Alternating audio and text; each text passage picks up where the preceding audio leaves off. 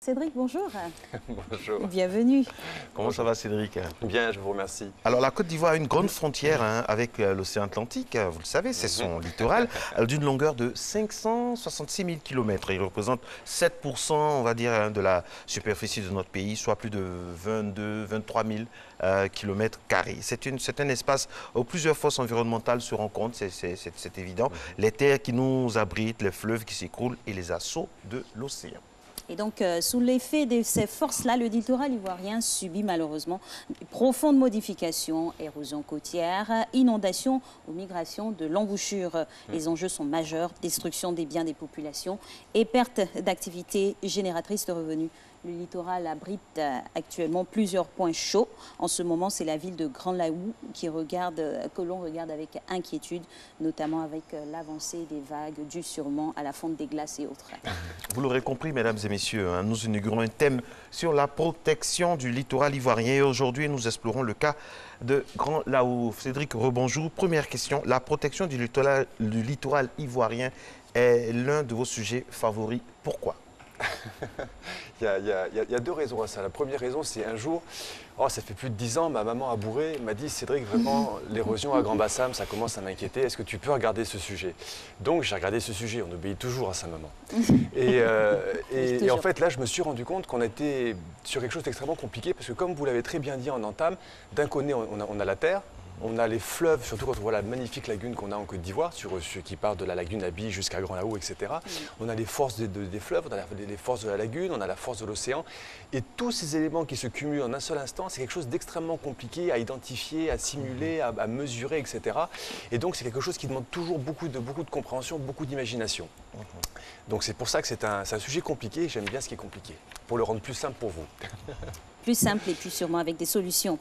Alors, les villes ivoiriennes se suivent sur le littoral, mais ne se ressemblent pas. Absolument. Chacune a son identité. En quoi la ville de Grand Laou constitue un cas exceptionnel? Alors, Grand Laou, c'est vraiment exceptionnel, vous l'avez bien dit. En fait, on a un phénomène là-bas qui s'appelle la migration de l'embouchure. Et c'est vrai que quand on regarde l'embouchure comme ça, quand on regarde le Grand Laou, on ne se rend pas forcément compte de ce qui se passe. Donc, on vous a préparé une petite animation qui essaye de retracer sur plusieurs années, à partir de photos satellites, l'évolution de cette embouchure pour qu'on comprenne bien comment ça se passe. Donc on va pouvoir la lancer à l'écran maintenant. Alors déjà, il faut rappeler qu'on est sur l'estuaire du Bandama et ce qui est important pour tous les Ivoiriens ne savent pas forcément où est Grand Laou. Grand Laou, c'est pas très loin d'Abidjan, c'est l'autre bout de l'embouchure. Et entre 1985 et 2016, vous allez vous rendre compte, vous voyez cette petite barre bleue, vous vous rendez compte que progressivement, avec le temps, l'embouchure, par rapport à sa position originale, est en train de se déplacer. Et donc, les images ne sont pas forcément de très bonne qualité parce que ce sont des images satellites. Non, mais déjà ça, c'est visible et ça creuse. Et regardez comment ça bouge. 85-2013, il y a un certain mouvement, mais le plus intéressant, c'est ce qui se passe depuis quelque temps. Parce que quand on regarde les chiffres, on a eu 2 km de migration de l'embouchure en seulement 32 ans, mais attention, en très peu de temps, 85-2010, 1,81 km, et puis maintenant on se rend compte 1,19 km, soit une accélération. Elle est passée de 32 mètres de déplacement à plus de 170 mètres. Wow. Et là, regardez ce qui s'est passé simplement sur 2011-2017, donc vous le voyez bien. Et tout ce qui est en blanc, finalement, c'est ce qui a déjà disparu. Wow. Vous voyez ce que je veux dire? Et vous voyez bien que les populations sont directement menacées. Et on va arriver très rapidement à février 2017. C'était la dernière fois où on a fait une observation de Grand Laou. Voilà ce qui s'est passé. Vous voyez bien comment l'embouchure se déplace et comment les populations sont mises en danger. Et encore une dernière chose à regarder, c'est en très peu de temps, vous voyez septembre 2016, novembre 2016, regardez les points rouges, février 2017, en quelques mois seulement, l'embouchure se déplace extrêmement rapidement. Et c'est ça qui est notre problématique à l'heure actuelle. Oui. Ma foi, ça fait peur à travers ces images. Comment expliquer la vitesse, cette vitesse violente avec laquelle se fait la migration de l'embouchure? Eh bien, au début, on se disait, mais finalement, c'est l'assaut des vagues. Mais finalement, l'assaut des vagues, c'est l'érosion côtière. Et ce dont on s'est rendu compte, c'est que au bout du compte, avec l'augmentation de la pluviométrie, avec ces événements très violents qu'on peut avoir en pluviométrie, on a des crues du Bandama qui se mettent en place. Et finalement, c'est le fleuve Bandama qui est l'accélérateur de la migration de l'embouchure. Et il y a encore quelque chose de très intéressant, c'est que quand on regarde par satellite cette zone, on se dit, bon, en 1919, l'embouchure était complètement à l'est, en direction du Ghana. Mais quand on regarde plutôt en sens inverse, en direction du Libéria, on se dit, mais il y a des petites choses qui nous font penser que l'embouchure, il y a peut-être 200 ans, 300 200 ans était complètement à l'ouest. Et vous savez, l'eau, elle se déplace dans un mouvement pendulaire de gauche à droite, de gauche à droite. Peut-être qu'en fait, notre embouchure est en train de retrouver la position qu'elle avait il y avait 200 ans ou 300 ans. Et c'est ça qu'on essaie maintenant de bien caractériser sur Grand Laou. Et trouver des solutions. Et trouver des solutions. Mais le plus important aussi, c'est de comprendre les impacts que nous avons à l'heure actuelle. Parce que là, ça va très très vite. Anticiper tout de suite. Exactement. Oui. Alors, on parlait à l'instant avec monsieur Éclot de la Sodexam. Nous sommes encore dans la période saison sèche. Absolument. Pourtant, Grand Laou est déjà menacé par de forces de l'océan. Que se passe-t-il alors? En fait, ce qui se passe, c'est déjà, il faut observer ce qui se passe sur le territoire, parce que comme vous le dites, on est un petit peu inquiet pour Grand Laou. Et vous allez voir des images, on vous a préparé deux petites illustrations. La première, ce que vous voyez devant vous, c'est ce qu'on appelle le dernier bâtiment colonial de Grand Laou, c'est la prison civile. Et quand vous regardez les photos de 2017 qu'on vous montrait, on avait encore de la marge. Aujourd'hui, ce dernier bâtiment colonial, tout a disparu, va être englouti. Mais ça, j'ai envie de dire, c'est presque pas grave, entre guillemets, même si c'est un bien culturel. Mais le plus intéressant, c'est de voir l'animation suivante que nous vous avons préparée pour aujourd'hui. Ne nous faites pas peur, Cédric. Oui, en fait, le problème, c'est qu'il faut... regardez, elle apparaît maintenant à l'écran. Regardez ce cimetière. Le cimetière de Grand Laou aujourd'hui est directement menacé. Photo de gauche, vous voyez bien que l'érosion, ce qu'on appelle une falaise érosive, est directement sur le cimetière. Mais si vous vous retournez, les tombes sont maintenant dans l'océan. D'accord.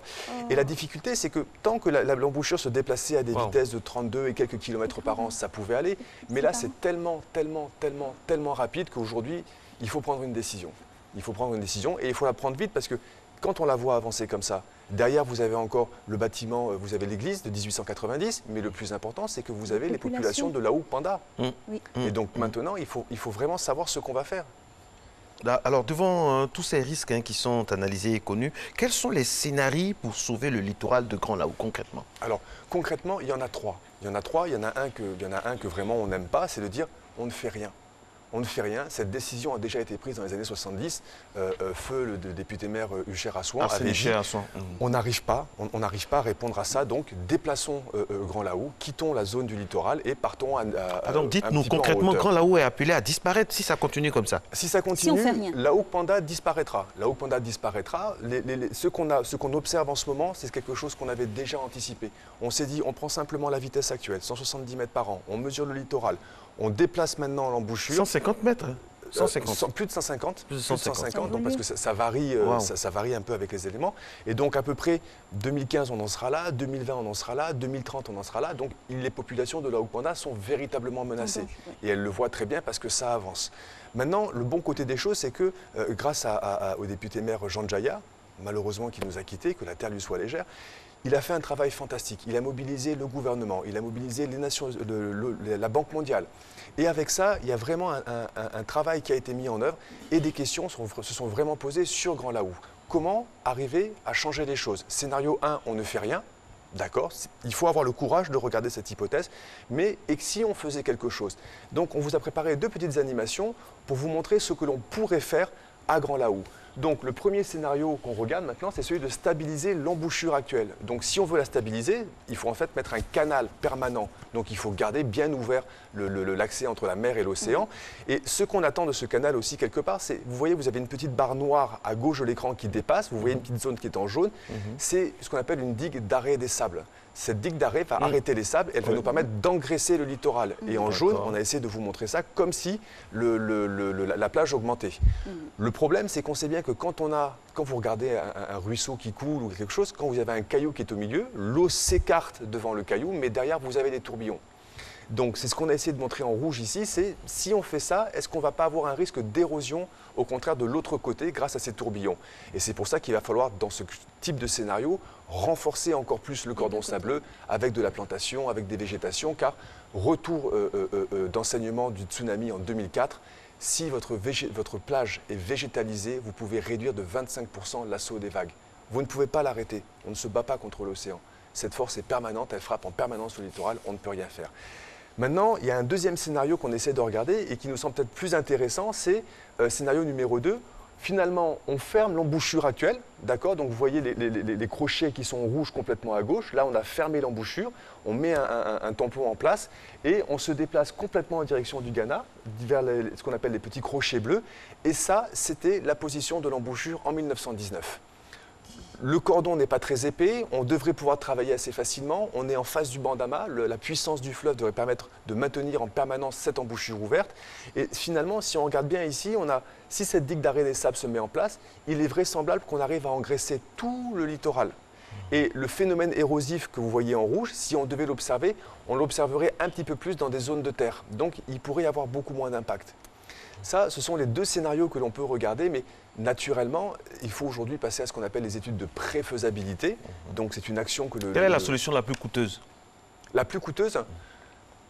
Ah, c'est difficile à dire. C'est difficile à dire. Une fois, vous n'arrivez pas à répondre à une question.